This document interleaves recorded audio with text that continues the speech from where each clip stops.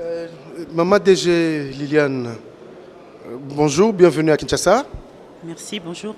Maman DG, à la suite des travaux de Port-Gentil qui se sont bien clôturés, on vous retrouve à Kinshasa. Quel est votre sentiment et votre souhait? C'est un honneur pour moi de pouvoir être à Kinshasa avec la délégation du Conseil gabonais des chargeurs qui m'accompagne.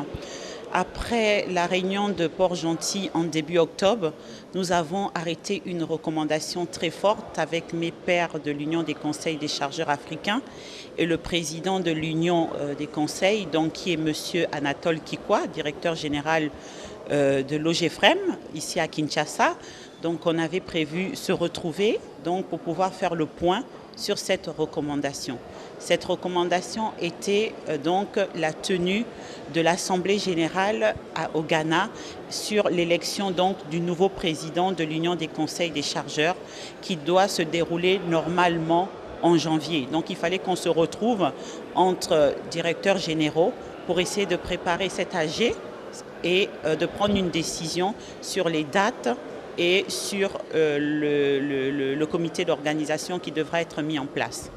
Maman DG, maintenant à Kinshasa, quelles sont les petites résolutions, les grandes recommandations qu'on peut retenir des travaux de Kinshasa? Ce qu'il faut retenir des travaux de Kinshasa, c'est déjà le fait qu'on tient tous solennellement à remercier le président qui va bientôt céder sa place au nouveau président entrant qui sera le directeur général du Ghana Shippers Authority.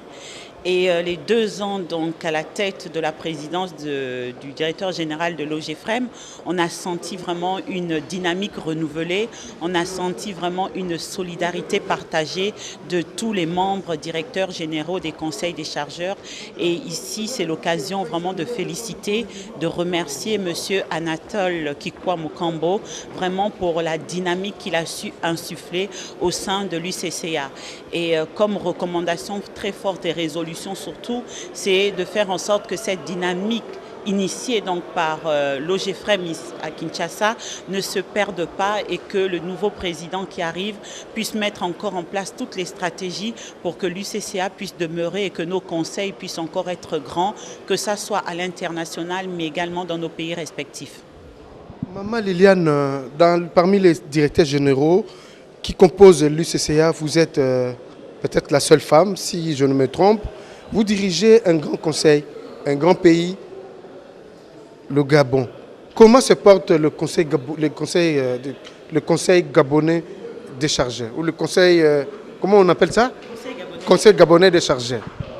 Écoutez, ma foi, je dirais que le conseil gabonais des chargeurs se porte de mieux en mieux. Nous avons lancé un plan stratégique en 2012 avec des grands projets, avec un plan de réforme qui a été engagé, que ce soit au niveau des ressources humaines, que ce soit au niveau technique, que ce soit au niveau des infrastructures d'accompagnement, d'appui aux chargeurs.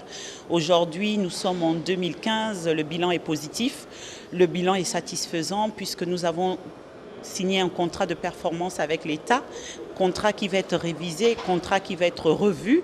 Donc je pense qu'aujourd'hui, on peut dire que le Conseil gabonais de chargeurs se porte au mieux et on lui souhaite encore de pouvoir toujours aller de l'avant. Un message pour le président Kabila, un message pour le président Bongo.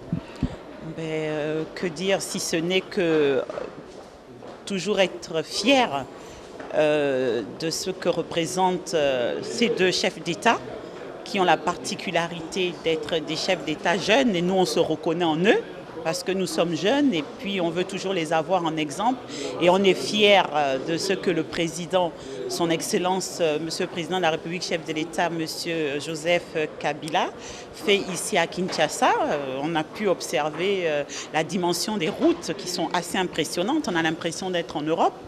Également ce que son Excellence Ali Bongo Ondimba, président de la République, chef de l'État, fait aujourd'hui au Gabon avec son programme de société, l'avenir en confiance par le plan stratégique Gabon émergent, où aujourd'hui c'est une fierté pour nous quand on arrive à Kinshasa et d'avoir tous les honneurs de reconnaissance de la politique insufflée par le président de la République Ali Bongo Ondimba.